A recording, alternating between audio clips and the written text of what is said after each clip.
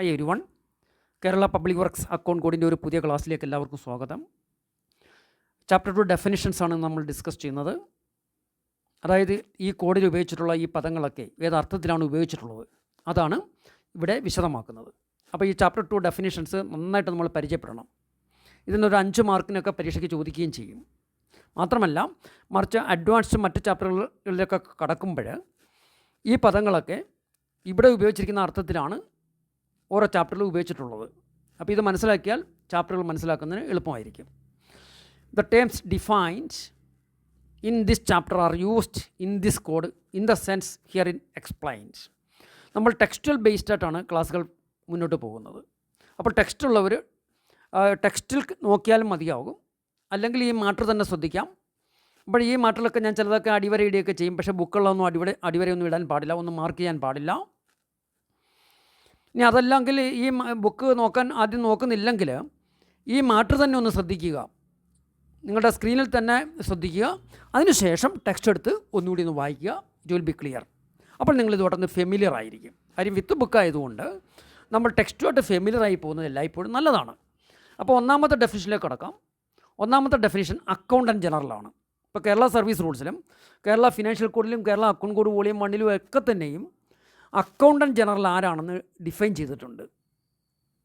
Accountant general എന്ന് പറഞ്ഞാൽ ഇവിടെ പറയുന്നത് ഞാൻ ആദ്യം ഒന്ന് വായിക്കാം. നിങ്ങൾക്കൊരു പക്ഷേ ഇത് അറിയാവുന്നത് തന്നെ ആയിരിക്കാം. Accountant general means the head of an office of the accounts and audit subordinate to the controller and auditor general of India. അതായത് ഇന്ത്യയിൽ C&AG എന്ന് പറയുന്ന തസ്തികയുണ്ട്, ഒരു പോസ്റ്റുണ്ട്, ഒരു കോൺസ്റ്റിറ്റ്യൂഷണൽ പോസ്റ്റാണ് അല്ലേ. ഇന്ത്യൻ ഭരണഘടനയുടെ 148 ആർട്ടിക്കിൾ പ്രകാരം C&AG നിയമിക്കുന്നത് പ്രസിഡൻ്റ് ഓഫ് ഇന്ത്യയാണ്. നമ്മൾ കോൺസ്റ്റിറ്റ്യൂഷനിലൊക്കെ പഠിച്ചിട്ടുണ്ടാവും നിങ്ങളൊക്കെ. C&AG നിയമിക്കുന്ന പ്രസിഡൻ്റ് ഓഫ് ഇന്ത്യയാണ് ആർട്ടിക്കിൾ 148 പ്രകാരം. C&AG ആണ് ഇന്ത്യൻ അക്കൗണ്ട്സ് ആൻഡ് ഓഡിറ്റ് ഓഫീസിൻ്റെ തലവൻ. സംസ്ഥാനങ്ങളിൽ അദ്ദേഹത്തെ പ്രതിനിധാനം ചെയ്യുന്നത് അദ്ദേഹത്തിൻ്റെ സബോർഡിനേറ്റ് ആയിട്ടുള്ള AG ആണ്. അപ്പോൾ AG എന്ന് പറഞ്ഞാൽ സംസ്ഥാനങ്ങളിലെ ഓഫീസ് ഓഫ് അക്കൗണ്ട്സ് ആൻഡ് ഓഡിറ്റിൻ്റെ തലവനായിട്ടുള്ള C&AGയുടെ കീഴുദ്യോഗസ്ഥനാണ്. അതായത് C&AGയുടെ സബോർഡിനേറ്റ് ആയിട്ടുള്ള സംസ്ഥാനങ്ങളിലെ അക്കൗണ്ട്സ് ആൻഡ് ഓഡിറ്റ് ഓഫീസിൻ്റെ തലവനാണ് AG. AG means accountant general means the head of an office of accounts and audit who is subordinate to the controller and auditor general of India. പരീക്ഷയ്ക്ക് അങ്ങനെ ചോദിക്കും. ആരുടെ സബോർഡിനേറ്റാണ്? AG. C&AGയുടെ സബോർഡിനേറ്റാണ്. In relation to a public works department PWD സംബന്ധിച്ചിട്ട് AG എന്ന് പറഞ്ഞാൽ the head of the office to whom accounts of the division are rendered. PWDയെ സംബന്ധിച്ച് ഡിവിഷൻ ഓഫീസിൻ്റെ അക്കൗണ്ട്സ് നൽകുന്ന അധികാരി. ഇപ്പോൾ എക്സിക്യൂട്ടീവ് എഞ്ചിനീയർ ആണല്ലോ ഡിവിഷൻ്റെ head. Executive engineer shall render prescribed accounts to the AG. അപ്പോൾ PWDയെ സംബന്ധിച്ച് ഡിവിഷൻ ഓഫീസിൽ അക്കൗണ്ട്സ് നൽകുന്ന അധികാരിയാണ്. ഡിവിഷൻ ഓഫീസിൽ നിന്നും ആർക്കാണോ അക്കൗണ്ട്സ് നൽകുന്നത് അതാണ് AG PWDയെ സംബന്ധിച്ചിട്ട്. ഇപ്പോൾ നമുക്കറിയാം സംസ്ഥാനങ്ങളിൽ AG തന്നെ AG 2 പേരുണ്ട്. AG ഓഡിറ്റുണ്ട്, AG ഓഡിറ്റ് എന്ന് പറയും. AG ഓഡിറ്റുണ്ട്, അതായത് സംസ്ഥാനങ്ങളിലെ ഓഡിറ്റിൻ്റെ നിർവഹണമൊക്കെ ഓഫീസുകളുടെ കണക്കുകളൊക്കെ പരിശോധിക്കുന്നതും മറ്റും AG ഓഡിറ്റാണ്. അതുകൂടാതെ AG A&E ഉണ്ട്. A&Eയുടെ ഫുൾ ഫോം എന്താണ്? അക്കൗണ്ട്സ് ആൻഡ് എൻറ്റൈറ്റിൽമെൻറ്റ്സ് എന്നാണ്. അക്കൗണ്ട്സ് ആൻഡ് എൻറ്റൈറ്റിൽമെൻറ്റ്സ് എന്നാണ്. അക്കൗണ്ട്സ്, അതുപോലെ എൻറ്റൈറ്റിൽമെൻറ്റ്സ് എന്ന് പറഞ്ഞാൽ നമ്മുടെ ക്ലെയിംസ് ആണ്, നമ്മുടെ പേയ്മെൻറ്റ്സ് ആണ്. അതായത് DA, അതുപോലെ ലീവ്, പെൻഷൻ മുതലായ കാര്യങ്ങളാണ് എൻറ്റൈറ്റിൽമെൻറ്റ്സ് എന്ന് പറയുന്നത്. അതിൻ്റെ അക്കൗണ്ട്സ് സൂക്ഷിക്കുന്നത് A&E ആണ്. ഇപ്പോൾ സർക്കാർ ഉദ്യോഗസ്ഥന്മാരുടെ ഗസറ്റഡ് ഓഫീസേഴ്സിൻ്റെയൊക്കെ ഗസറ്റഡ് എൻറ്റൈറ്റിൽമെൻറ്റ് രജിസ്റ്റർ മെയിൻറ്റെയിൻ ചെയ്യുക, അവരുടെ പേ സ്ലിപ്പ് ഇഷ്യൂ ചെയ്യുക, അവരുടെ ലീവ് അക്കൗണ്ടൊക്കെ മെയിൻറ്റെയിൻ ചെയ്യുന്നവരാണ് AG A&E ആണ്. അതുപോലെ നമ്മുടെ PF ഒക്കെ മെയിൻറ്റെയിൻ ചെയ്യുന്നത് AG A&E ആണ്. അപ്പോൾ AG A&E ഉണ്ട്, AG ഓഡിറ്റുണ്ട്. ഓഡിറ്റിൻ്റെ നിർവഹണമാണ് AG ഓഡിറ്റ് നിർവഹിക്കുന്നത്. മറ്റ് കണക്കുകളും മറ്റ് നമ്മുടെ എൻറ്റൈറ്റ്മെൻറ്റ്സ്, പേയ്മെൻറ്റ്സ് ഒക്കെ അതിൻ്റെയൊക്കെ അക്കൗണ്ട്സുകളൊക്കെ സൂക്ഷിക്കുന്നത് AG A&E ആണ്. അങ്ങനെ പരീക്ഷയ്ക്ക് ചോദിക്കാം. So accountant general means the head of the office of an accounts and audit subordinate to whom? Subordinate to the C&OG of India. And when used in relation to PWD, the head of the office to whom the accounts of the division are rendered. അതായത് PWD സംബന്ധിച്ചിട്ട് division ഓഫീസിൻ്റെ accounts render ചെയ്യുന്ന അധികാരി അതെന്ന് പറയുക AG ആണ്. ഇപ്പോൾ executive engineer ഡിവിഷൻ്റെ ഹെഡാണ്. അപ്പോൾ ഡിവിഷൻ ഓഫീസിൻ്റെ അക്കൗണ്ട്സൊക്കെ AGക്കാണ് കൊടുക്കുന്നത്. അങ്ങനെ ഡിവിഷൻ ഓഫീസ് അക്കൗണ്ട്സ് നൽകുന്ന അധികാരി AG ആണ്. അടുത്ത അഡ്മിനിസ്ട്രേറ്റീവ് അപ്രൂവൽ.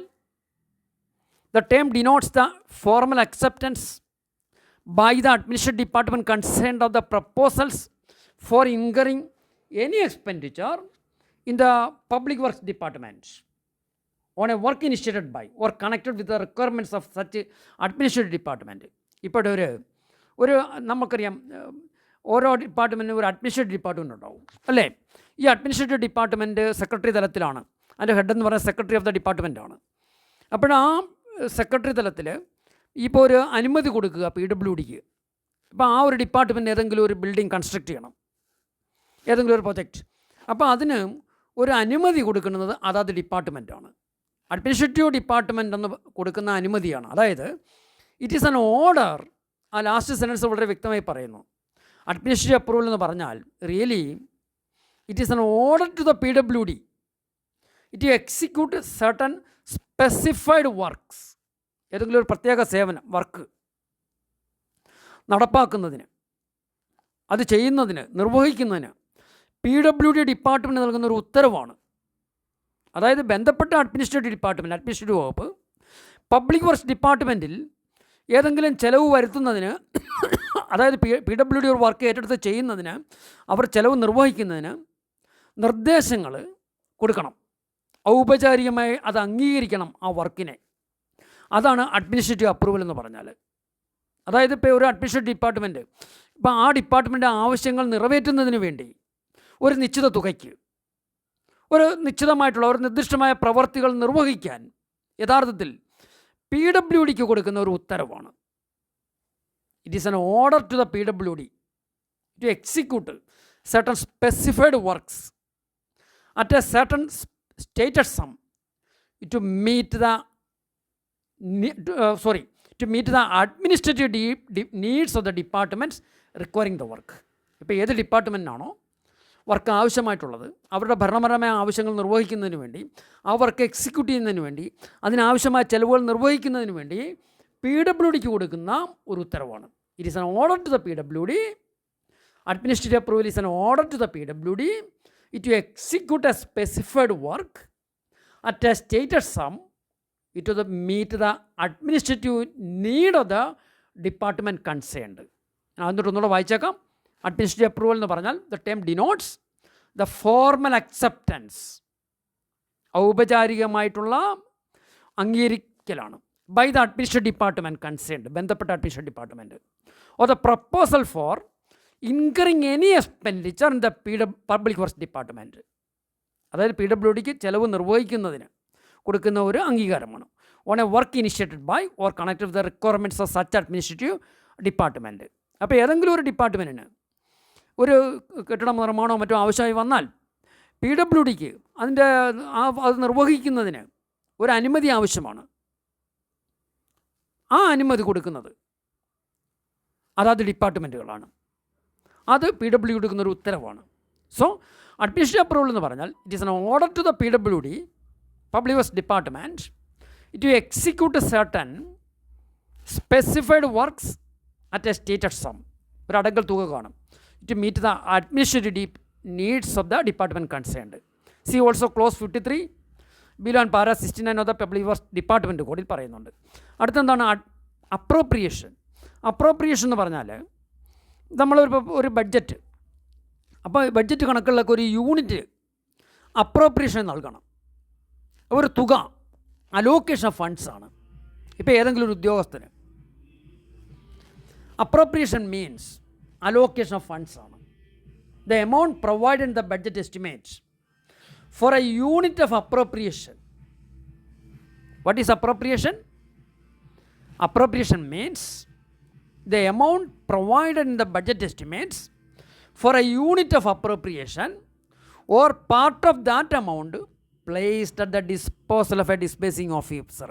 അതായത് ബഡ്ജറ്റിൻ്റെ കണക്കിൽ ഒരു യൂണിറ്റ് അപ്രോപ്രിയേഷൻ നൽകുന്ന തുക, അല്ലെങ്കിൽ ഒരു വിതരണം ചെയ്യുന്ന ഉദ്യോഗസ്ഥൻ്റെ നിയന്ത്രണത്തിൽ നൽകുന്ന ഒരു എമൗണ്ട്, ഡിസ്ബേസിംഗ് ഓഫീസർ നൽകുന്ന തുക അനുവദിക്കുക. അതിനാണ് അനുവദിക്കുന്ന തുകയ്ക്കാണ് അപ്രോപ്രിയേഷൻ എന്ന് പറയുന്നത്. Appropriation means the amount provided in the budget estimate for a unit of appropriation. What is appropriation? Appropriation means the amount provided in the budget estimates for a unit of appropriation or part of that amount placed at the disposal of a disbursing officer. പരീക്ഷയ്ക്ക് ഇങ്ങനെ ചോദിക്കാം, the amount provided in the budget estimate for a unit of appropriation or part of that amount placed at the disposal of a disbursing officer. എന്താണത്? A. Assets. B. Unit of appropriation. C. Appropriation. D. None of the above. That is appropriation. The amount provided in the budget estimates for a unit of appropriation. അതാണ് appropriation എന്ന് പദം സൂചിപ്പിക്കുന്നത്.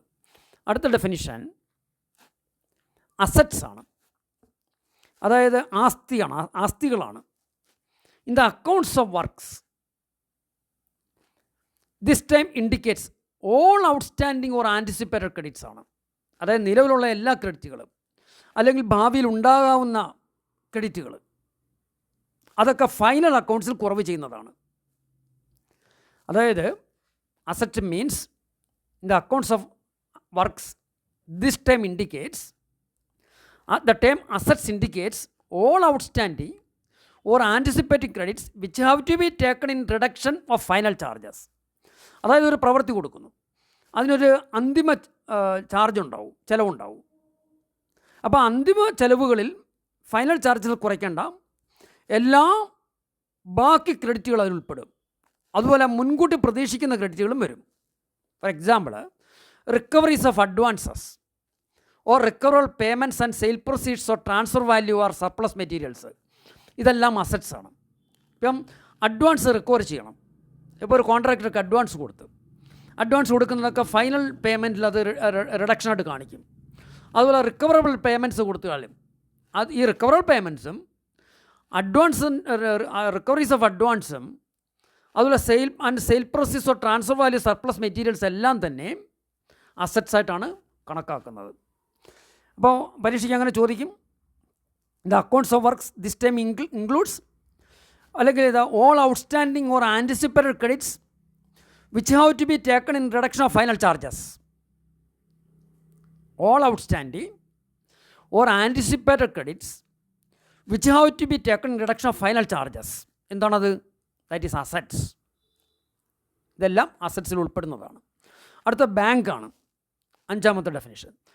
the term bank means any office or branch of the banking department of the Reserve Bank of India or any branch of the SBI acting as an agent of the Reserve Bank of India in accordance with the provisions of the Reserve Bank of India Act 1934 and any branch of the subsidiary bank as defined in section 2 of the State Bank of India. അതായത് reserve bank of ഇന്ത്യയുടെ ഏത് ബ്രാഞ്ചും, bank എന്ന് പറഞ്ഞാൽ ഇന്ത്യയുടെ reserve bank department ഏതെങ്കിലും office അല്ലെങ്കിൽ ഏത് ശാഖയും ബാങ്കിൻ്റെ നിർവചനത്തിൽ വരും. അതുപോലെ തന്നെ റിസർവ് ബാങ്ക് ഓഫ് ഇന്ത്യയുടെ ഏജൻറ്റായി പ്രവർത്തിക്കുന്ന സ്റ്റേറ്റ് ബാങ്ക് ഓഫ് ഇന്ത്യയുടെ ശാഖ, അതുപോലെ reserve bank of India act 1934 പ്രകാരം state bank of India act 1951 പ്രകാരവും നിർവഹിച്ചിരിക്കുന്ന സബ്സിഡിയറി ബാങ്കുകളുടെ ഏതെങ്കിലും ശാഖ, അതുപോലെ സ്റ്റേറ്റ് ബാങ്ക് ഓഫ് ഇന്ത്യയുടെ ഏജൻറ്റായി സർക്കാർ ഇടപാടുകൾ നടത്താൻ അധികാരപ്പെട്ടിട്ടുള്ള ഏത് ബാങ്കിങ് സ്ഥാപനവും, അല്ലെങ്കിൽ റിസർവ് ബാങ്ക് ഓഫ് ഇന്ത്യ നിയോഗിച്ച മറ്റ് ഏജൻസികൾ, ഇതെല്ലാം ബാങ്ക് എന്നുള്ള നിർവചനത്തിൽ വരുന്നുണ്ട് കേട്ടോ. ഇതെല്ലാം തന്നെ ബാങ്ക് എന്നുള്ള നിർവചനത്തിൽ വരുന്നുണ്ട്. അപ്പം name of agency of the reserve bank entrusted to the banking in the state of Kerala.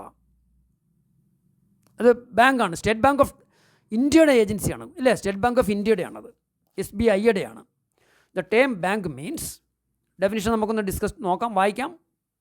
The term bank means any office or branch of the banking department of the reserve bank of India. അതായത് reserve bank of ഇന്ത്യയുടെ ഏത് ഓഫീസും അല്ലെങ്കിൽ ഏത് ശാഖയും. അതുകൂടാതെ any branch of the state bank of India acting as agent of the reserve bank of India. അതായത് reserve bank of ഇന്ത്യയുടെ ഏജൻ്റായിട്ട് ആക്ട് ചെയ്യുന്ന SBIയുടെ ഏത് ബ്രാഞ്ചും in accordance the provisions of the reserve bank of India act 1934 ആണ്. 1934 reserve bank of India ആക്ടിൻ്റെ provisions പ്രകാരം ആണ് state bank of India reserve ബാങ്കിൻ്റെ ഏജൻ്റായി വർക്ക് ചെയ്യുന്നത്. അതുകൊണ്ട് സ്റ്റേറ്റ് ബാങ്ക് ഓഫ് ഇന്ത്യയും ബാങ്ക് എന്നുള്ള നിർവചനത്തിൽ വരുന്നുണ്ട്.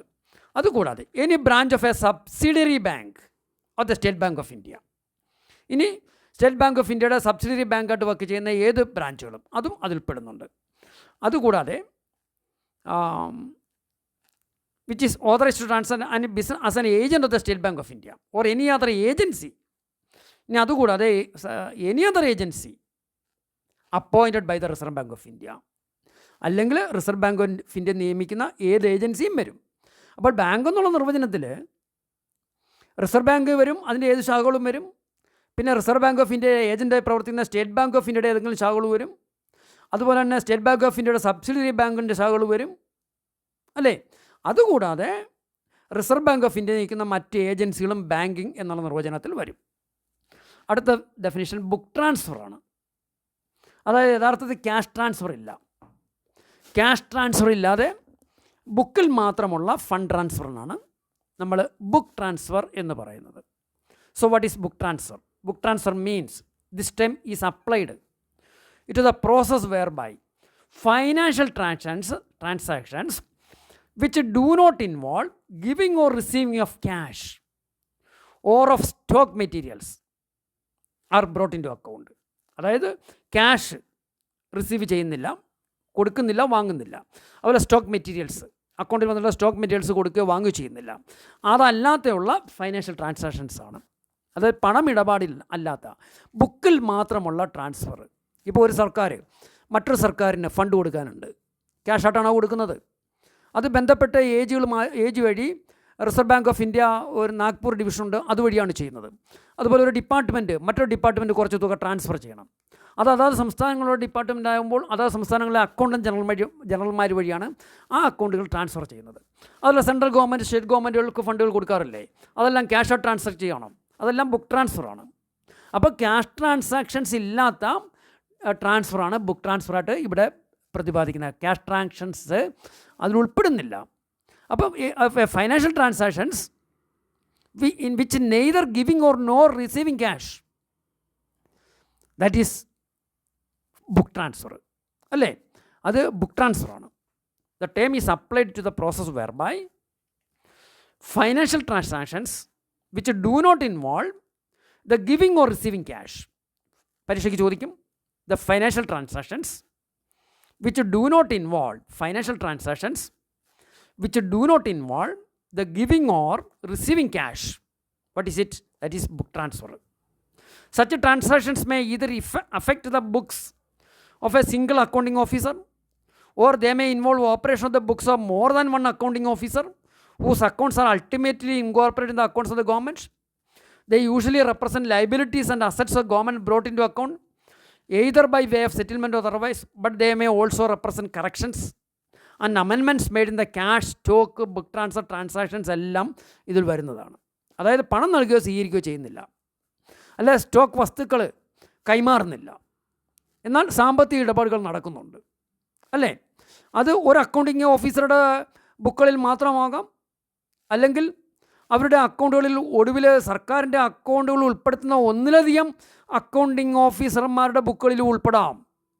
ഇപ്പോൾ സാധാരണയായിട്ട് സർക്കാരിൻ്റെ ബാധ്യതകളെയും ആസ്തികളെയും കണക്കിൽ ഉൾപ്പെടുത്തുന്നതിനാണ് സൂചിപ്പിക്കുന്നത്. They usually represent the liabilities and assets of government brought to account either by way of settlements or otherwise. They may also represent corrections. അതുകൂടാതെ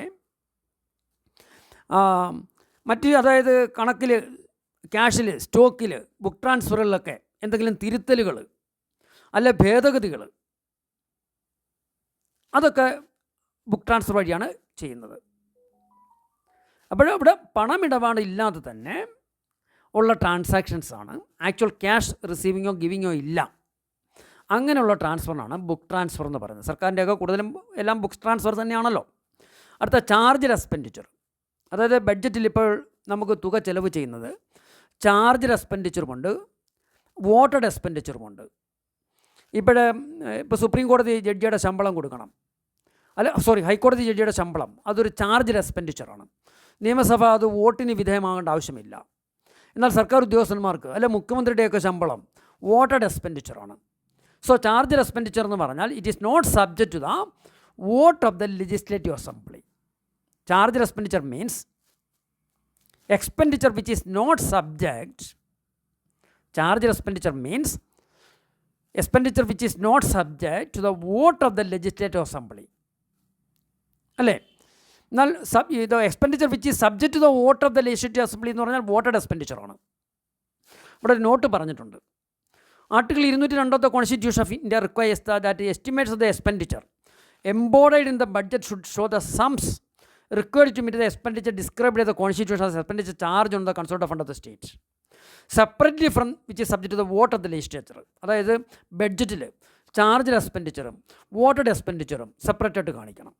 അതുപോലെ ബഡ്ജറ്റിന് മറ്റൊരു പേരുണ്ടല്ലോ, ആനുവൽ ഫൈനാൻഷ്യൽ സ്റ്റേറ്റ്മെൻറ്റ് എന്നാണ് പറയുന്നത് അല്ലേ? ബഡ്ജറ്റിൻ്റെ മറ്റൊരു പേരെന്താണ്? Annual financial statement. ഭരണഘടനയുടെ ഏത് ആർട്ടിക്കിൾ പ്രകാരമാണ് സംസ്ഥാനങ്ങളിൽ നിയമസഭകളിൽ ഗവർണർ ബഡ്ജറ്റ് അവതരിപ്പിക്കുന്നത്?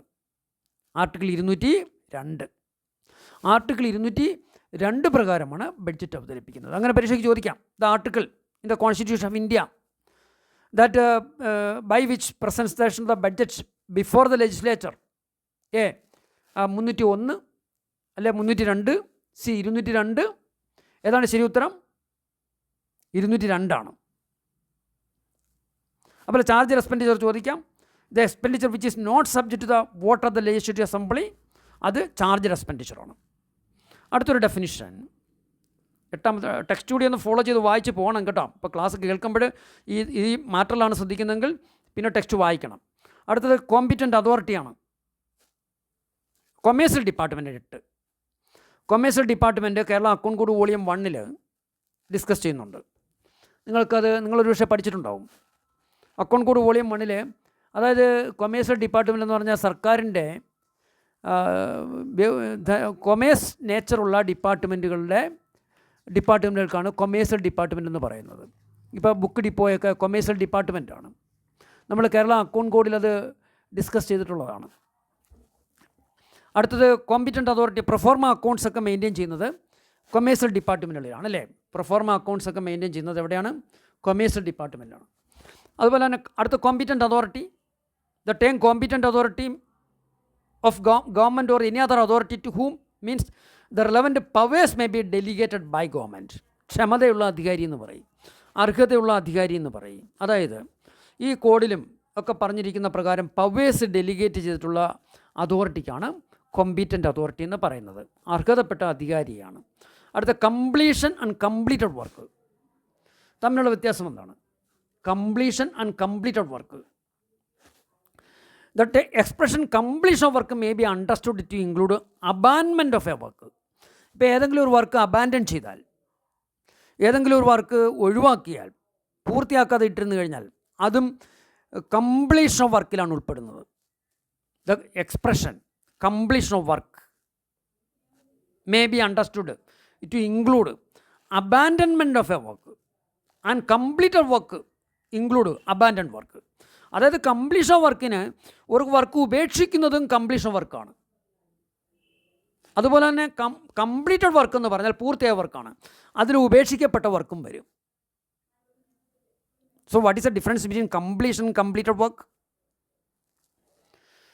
Completion of work may include abandonment of a work and completed work include abandoned work. Completed വർക്കിൽ അബാൻഡൻഡ് വർക്കും ഉൾപ്പെടുന്നുണ്ട്. പരീക്ഷയ്ക്ക് ചോദിക്കും completion of work may be understood to include.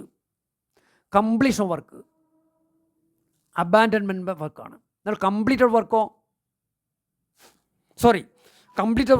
Abandoned വർക്കാണ്.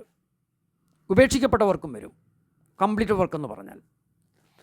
അപ്പോൾ കംപ്ലീഷൻ ഓഫ് വർക്ക് എന്ന് പറഞ്ഞാൽ അബാൻഡൻമെൻറ്റ് ഓഫ് എ വർക്കും ഉൾപ്പെടുന്നു. കംപ്ലീറ്റഡ് വർക്കിൽ അബാൻഡൻഡ് വർക്കും ഉൾപ്പെടുന്നു. അടുത്ത കണ്ടിൻജൻസീസ്. ഇപ്പം അടിയന്തരമായി ഉണ്ടാകുന്ന കാര്യങ്ങളാണ് കണ്ടിൻജൻസീസ് നമ്മൾ പറയും അല്ലേ. Contingencies. When in respect to the accounts of works, the term contingencies indicates incidental expenses of a miscellaneous character which cannot appropriately be classified under any distinct subhead or subwork yet pertain to the work as a whole. അതായത് ഇപ്പോൾ contingencies എന്ന് പറയുമ്പോൾ ഒരു work നടന്നുകൊണ്ടിരിക്കുകയാണ്, എന്നാൽ അവിടെ ഒരു ചിലപ്പോൾ അതിന് സബ് വർക്ക് കാണും, സബ് ഹെഡ് പ്രകാരം സബ് വർക്ക് ഉണ്ടാവും. എന്നാൽ അതിലൊന്നും തന്നെ ഉൾപ്പെടാത്ത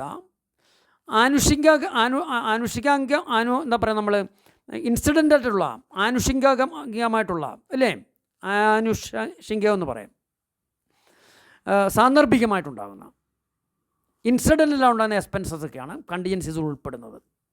contingencies indicates the incidental expenses of a miscellaneous character. പല രീതിയിലുള്ള ഇൻസിഡൻ്റായിട്ടുള്ള ഒരു വർക്കൗട്ട് ബന്ധപ്പെട്ടിട്ടുള്ള ഇൻസിഡൻ്റായിട്ടുള്ള എക്സ്പെൻസസ് ആണ്, അതാണ് കണ്ടിൻജൻസീസ്. അപ്രതീക്ഷിതമുണ്ടാകുന്ന വർക്കുകൾ, ചില ചിലവുകളാണ്. Which cannot appropriately be classified under any distinct sub head ഒരു ഓർ സബ് വർക്ക്. അതിപ്പോൾ ഒരു ഡിസ്റ്റിൻ്റായിട്ടുള്ള ഒരു പ്രത്യേകമായിട്ടുള്ള സബ് വർക്കിലോ സബ് ഹെഡിലോ ഉൾപ്പെടുത്താൻ പറ്റാത്തതാണ്. ഇപ്പോൾ കണ്ടിൻജൻസീസ് എന്ന് പറഞ്ഞാൽ ഏതെങ്കിലും പ്രവർത്തന അക്കൗണ്ടുകളുമായി ബന്ധപ്പെട്ട് പറയുമ്പോൾ നമുക്കത് സബ് വർക്കിലോ സബ് ഹെഡിലോ ഉൾപ്പെടാത്തത്, എന്നാൽ അതിൽപ്പെടാത്ത ചില വർക്കുമായിട്ട് ബന്ധപ്പെട്ട് വരുന്ന അപ്രതീക്ഷിതമായിട്ടുള്ള ജോലികളാണ്, ഇൻസിഡൻ്റായിട്ടുള്ള എക്സ്പെൻസുകളാണ് കണ്ടിൻജൻസീസ് ഓഫ് വർക്ക് എന്ന് വിവക്ഷ. Contingencies of work indicates the incidental expenses of a miscellaneous character which cannot appropriately be classified under any distinct subhead or subwork but it pertains to the work as a whole. എന്നാൽ അത് മൊത്തത്തിൽ വർക്കിനെ ബാധിക്കുന്നതുമാണ്, work relate ചെയ്യുന്നതാണ്. അടുത്ത contract and contractor. 12ാമത്തെ definition. The term contract means കരാർ, any kind of undertaking written or verbal. Contract എന്ന് പറഞ്ഞാൽ any kind of undertaking written or verbal express or implied by a person but not being a government officer or by a syndicate, by a person, ഒരു വ്യക്തിയായിട്ടുള്ള contract ആകാം, അല്ലെങ്കിൽ ഒരു syndicate or firm, ഒരു സ്ഥാപനമായിട്ടാകാം, or for the construction, maintenance or repairs of one or more works. ഇപ്പോൾ ഒരു നിർമ്മിതി അല്ല അതിൻ്റെ മെയിൻ്റനൻസ് അല്ല റിപ്പയർ, അതുമായിട്ട് ബന്ധപ്പെട്ട് ഒരു വ്യക്തിയുമായിട്ടുള്ള ഒരു കരാർ, അതാണ് കോൺട്രാക്റ്റ് ഉദ്ദേശിക്കുന്നത്. അല്ലെങ്കിൽ ഒരു സ്ഥാപനവുമായിട്ടുള്ള കരാർ, ഒരു സിൻഡിക്കേറ്റ് അല്ലെങ്കിൽ ഫേമുമായിട്ടുള്ള കരാർ. എന്നാൽ ഒരു സർക്കാർ ഉദ്യോഗസ്ഥൻ ഒരു കോൺട്രാക്ടർ അല്ല. സർക്കാർ ഉദ്യോഗസ്ഥൻ അല്ലാത്ത ഒരു വ്യക്തി അത് റിട്ടേൺ ആകാം അല്ലേ, കോൺട്രാക്റ്റ് റിട്ടേൺ ആകാം, വെർബലാകാം, വാചികമാകാം, രേഖാമൂലമാകാം, അത് ഇംപ്ലൈഡ് ആകാം, എക്സ്പ്രസ് ഓർ ഇംപ്ലൈഡ് ആകാം, പ്രത്യക്ഷത്തിലുള്ളതാകാം, പരോക്ഷമായതാകാം. അപ്പോൾ ഒരു പ്രവർത്തന നിർമ്മാണം അല്ല അതിൻ്റെ പരിപാലനം, മെയിൻ്റനൻസ് അല്ല റിപ്പയേഴ്സ്, അറ്റകുറ്റപ്പണി, അല്ലെങ്കിൽ സപ്ലൈ ഓഫ് മെറ്റീരിയൽസ്, വസ്തുക്കളുടെ വിതരണം, അല്ലെങ്കിൽ ആ പ്രവൃത്തിയായിട്ട് ബന്ധപ്പെട്ട മറ്റു കാര്യങ്ങളുടെ നിർവഹണം, അതിനുവേണ്ടി സർക്കാർ ഉദ്യോഗസ്ഥനല്ലാത്ത ഒരു വ്യക്തിയുമായിട്ട് അല്ലെങ്കിൽ ഒരു സ്ഥാപനവുമായിട്ട് നടത്തുന്ന ഒരു രേഖ, അതാണ് കോൺട്രാക്റ്റ് എന്ന് പറഞ്ഞാൽ. ഒരു കരാറാണ് അല്ലേ. അതുപോലെ കോൺട്രാക്ടർ എന്ന് പറഞ്ഞാൽ ആ കോൺട്രാക്റ്റിൽ ഒപ്പിടുന്ന ഉദ്യോഗസ്ഥന് ആളാണ്. The contractor means A person, syndicate or firm that has made such undertaking. അങ്ങനെയുള്ള ജോലി ഏറ്റെടുക്കുന്നതിന് വേണ്ടി അത്തരത്തിലുള്ളൊരു കരാർ ഏറ്റെടുത്ത ഒരു വ്യക്തി അല്ലെങ്കിൽ ഒരു സംഘം, ഒരു സിൻഡിക്കേറ്റ് ആകാം, അതൊരു ഫേം, ഒരു സ്ഥാപനമാകാം. കോൺട്രാക്ടർ മനസ്സിലായല്ലോ. കോൺട്രാക്ടറും the term contract means any kind of undertaking, അത് റിട്ടേൺ ആകാം, വെർബലാകാം, അല്ലെങ്കിൽ എക്സ്പ്രസ്, പ്രത്യക്ഷമാകാം, പരോക്ഷമാകാം, by a person but not a government servant. സർക്കാർ ഉദ്യോഗസ്ഥൻ അല്ലാത്ത ഒരു വ്യക്തിയുമായിട്ടുള്ള ഒരു കരാറാണ്, അതാണ് കോൺട്രാക്റ്റ്. അത് ഒരു സ്ഥാപനമായിട്ടാകാം, ഒരു സംഘമായിട്ടും ആകാം. എന്തിനൊക്കെ വേണ്ടി? For the construction or maintenance or repairs of some or more works or for the supply of materials. അപ്പോൾ എത്രയും മനസ്സിലാക്കിയിരുന്നാലും മതി കേട്ടോ. പരീക്ഷാ പോയിന്റിൽ എഴുതാൻ പറ്റുമല്ലോ. അടുത്തത് department. department means the term when qualified by the prefix the is used to indicate the public works department. ഇപ്പോൾ ഡിപ്പാർട്ട്മെൻറ്റ് മുമ്പിൽ ദ ചേർത്തിട്ടുണ്ടെങ്കിൽ ദ ഡിപ്പാർട്ട്മെൻറ്റ് എന്ന് പറഞ്ഞാൽ അത് PWD ആണ് ഉദ്ദേശിക്കുന്നത്, പബ്ലിക് വർക്ക്സ് ഡിപ്പാർട്ട്മെൻറ്റാണ് ഉദ്ദേശിക്കുന്നത്. അടുത്തത് ഡിപ്പോസിറ്റ് വർക്ക്സ്. എന്താണ് ഡിപ്പോസിറ്റ് വർക്ക്സ്? 14ാമത്തെ ടേമാണ് deposit works. The term is applied to works of constructions or repair, the cost of which is met not out of the government funds, but out of funds from non-government sources, which may be either be deposited in cash or otherwise placed at the disposal of the divisional officer. ഇപ്പോൾ ഏതെങ്കിലും ഒരു സ്ഥാപനം, ഒരു പൊതുമേഖലാ സ്ഥാപനം അല്ലെങ്കിൽ ഒരു local fund, അപ്പോൾ അവർക്കൊരു കെട്ടിടം നിർമ്മിക്കണം. അപ്പോഴവർ PWD ആവശ്യപ്പെടുകയാണ്. അപ്പോൾ PWD ആവശ്യപ്പെട്ട് കഴിഞ്ഞാൽ PWD നിർവഹിക്കണമെങ്കിൽ ബന്ധപ്പെട്ട സ്ഥാപനം, ഇപ്പോൾ ബോഡി ആയാലും മുനിസിപ്പാലിറ്റി ആയാലും, ആ ആവശ്യമായ വർക്കിന് ആവശ്യമായുള്ള തുക ഡിപ്പോസിറ്റ് ചെയ്യണം. അങ്ങനെ ഡിപ്പോസിറ്റിന്മേൽ നടത്തുന്ന വർക്കിനാണ് ഡിപ്പോസിറ്റ് വർക്ക് എന്ന് പറയുന്നത്. അത് നിർമ്മാണത്തിനാകാം, അറ്റകുറ്റപ്പണികൾക്കാകാം. അതിൻ്റെ ചിലവ് സർക്കാരിൻ്റെ ഫണ്ടിൽ നിന്നല്ല, സർക്കാരിൻ്റേതായിട്ടുള്ള ഇതരമായിട്ടുള്ള സോഴ്സാണ് അതിന്. അത് ക്യാഷ് രൂപത്തിൽ കെട്ടിവെക്കാം, ഡിപ്പോസിറ്റ് ചെയ്യാം, അല്ലെങ്കിൽ മറ്റേതെങ്കിലും രീതിയിൽ ഡിപ്പോസിറ്റ് ചെയ്യാം. അത് ഡിവിഷണൽ ഓഫീസറുടെ, എക്സിക്യൂട്ടീവ് എഞ്ചിനീയറുടെ നിയന്ത്രണത്തിലാണ് കൊടുക്കുന്നത് ഈ എമൗണ്ട്. ഇപ്പം മുനിസിപ്പാലിറ്റികൾക്ക് അല്ല മറ്റ് ബോഡീസിനൊക്കെ വേണ്ടി ഡിപ്പാർട്ട്മെൻറ്റ് PWD ഒരു പ്രവൃത്തി നിർവഹിക്കേണ്ടി വന്നാൽ അവയുടെ ആവശ്യത്തിന് ഒരു ക്യാഷ് ഡിപ്പോസിറ്റ് ചെയ്യണം. അങ്ങനെ ഡിപ്പോസിറ്റിന്മേൽ നടത്തുന്ന വർക്കുകളാണ് ഡിപ്പോസിറ്റ് വർക്ക് എന്ന് പറയുന്നത്. ക്ലിയർ ആണല്ലോ? അപ്പോൾ ഒന്നുകൂടെ വായിച്ചു വിടാം. This term is applied to works of constructions, നിർമ്മിതിയാകാം, or repair, the cost of which is met not out of government funds.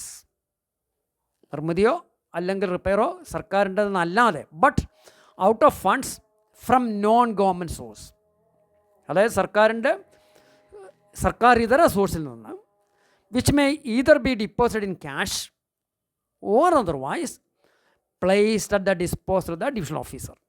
Works executed for municipalities, അതായത് വർക്ക് എക്സിക്യൂട്ടഡ് ഫോർ മുനിസിപ്പാലിറ്റീസ്, അത് deposit വർക്കാണ്.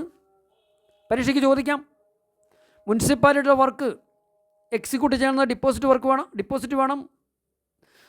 The work executed for municipalities and other public bodies, മറ്റ് പൊതുസ്ഥാപനങ്ങൾ fall under this category when the cost is chargeable either to cash deposits made for the purpose or to their credit balance at the treasuries. ഒന്നിലത് അവർ നൽകിയിട്ടുള്ള ക്യാഷിൻ്റെ നിക്ഷേപങ്ങളിൽ നിന്നാകാം, അല്ലെങ്കിൽ അവരുടെ ട്രഷറിയിലുള്ള credit ബാലൻസിൽ നിന്നും ഈടാക്കപ്പെടും. ഇപ്പം മുനിസിപ്പാലിറ്റീസിലെ work ഏത് വർക്കാണത്? Deposit വർക്കാണ്. അല്ല മറ്റ് ബോഡീസിൻ്റെ വർക്കൊക്കെ ഡിപ്പോസിറ്റ് വർക്കാണ്. ഡിപ്പോസിറ്റ് വർക്ക് നിർവഹിക്കുന്നതിന് ഡിവിഷണൽ ഓഫീസറുടെ നിയന്ത്രണത്തിൽ വരത്തക്ക രീതിയിൽ ഫണ്ടുകൾ ഡിപ്പോസിറ്റ് ചെയ്ത് കൊടുക്കണം. ക്ലിയർ ആണല്ലോ ഡിപ്പോസിറ്റ് വർക്ക്? അടുത്തൊരു definition direct and indirect charges ആണ്. അത് നമുക്ക് മറ്റൊരു വീഡിയോയിൽ ഡിസ്കസ് ചെയ്യാം. അപ്പോൾ ഈ വീഡിയോ എല്ലാവരും വീഡിയോ കംപ്ലീറ്റ് ആയിട്ട് കേൾക്കുക. ഒരു പ്രാവശ്യം കേട്ടാൽ മതിയാവും, ടെക്സ്റ്റ് വെച്ച് കേൾക്കുന്നത് നല്ലതാണ്. ഈ ചാപ്റ്റർ കംപ്ലീറ്റ് ചെയ്തതിന് ശേഷം നമുക്ക് ഈ ചാപ്റ്ററിൽ നിന്നുള്ള പ്രീവിയസ് ചോദ്യങ്ങൾ ഡിസ്കസ് ചെയ്യാം. Thank you all.